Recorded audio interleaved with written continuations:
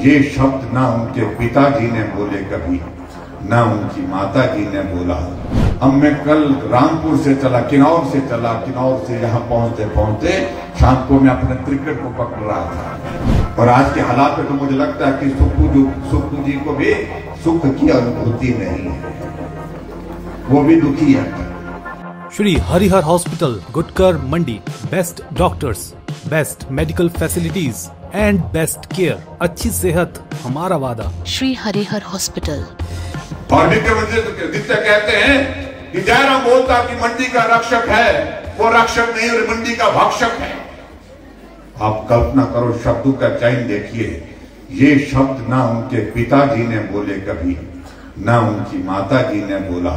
मुझे दुख हो रहा है कि कहां से सीखे ये शब्द। ये उनके घर के शब्द तो लगते नहीं है, ये पढ़ाई कहीं बाहर हुई लगती है। ऐसे शब्द बोल रहे हैं। अगर मंडी के अपमान की अगर बात करेंगे, मंडी को इस तरह से दलित करने की कोशिश करेंगे, मंडी साफ पूरा करना भी जानती है। आओ हम मंडी के स्वाभिमान को लेकर के लड़ाई लड़ेंगे। जिंदगी में ऐसे कई बार दौर आते हैं जहां काम के साथ साथ में स्वाभिमान की लड़ाई भी लड़ी जाती है, सम्मान की लड़ाई भी लड़ी जाती है। अगर मंडी को इस प्रकार से ललकारा है आपने, तो मंडी अपने सम्मान और स्वाभिमान के लिए खड़ी होगी और इस बात का संदेश देगी कि ये मंडी वो मंडी नहीं है जो जिस मंडी के नाते आप लोगों के बीच में बात कहने की कोशिश कर रहे हैं। ये मंडी मांडव ऋषि की धरती है, अपने स्वाभिमान और सम्मान के लिए खड़ी रहेगी। ये बात बड़ी साफ कहना चाहता हूं। आप सड़कों की हालत देखिए, जो सड़कें हमारी पक्की बनी हुई थी, आज उन सड़कों पर जो है, अब मैं कल रामपुर से चला, किन्नौर से यहाँ पहुंचते पहुंचते शाम को मैं अपने क्रिकेट को पकड़ रहा था। क्रिकेट का त्रिकड़ा बन गया। ये हालात कर दिए।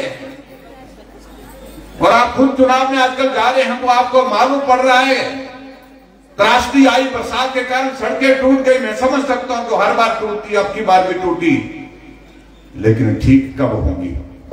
7 महीने बीत गए, सड़कें बनाने की बात तो छोड़िए, मलबा सड़कों पर पड़ा है, उस मलबे को आप उठा नहीं पाए।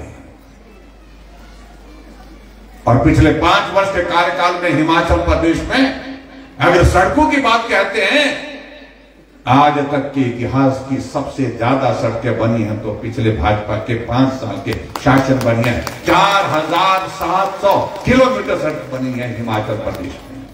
कहने को तो सुख की सरकार है, व्यवस्था परिवर्तन की बातें कहते हैं, लेकिन सुख की अनुभूति किसी को है?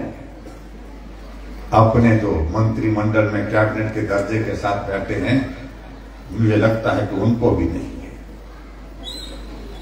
अगर होती तो ये हालात नहीं होते। विधायकी छोड़ करके चले गए।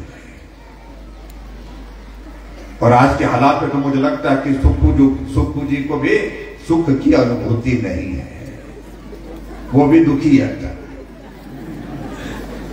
मैंने कहा यार, ये सुख की सरकार को बोलना बंद कर दे भाई, क्योंकि सुखी कोई है ही नहीं। आप खुद भी सुखी नहीं है, तो मेहरबानी करके इस शब्द को ही मत बोलिए।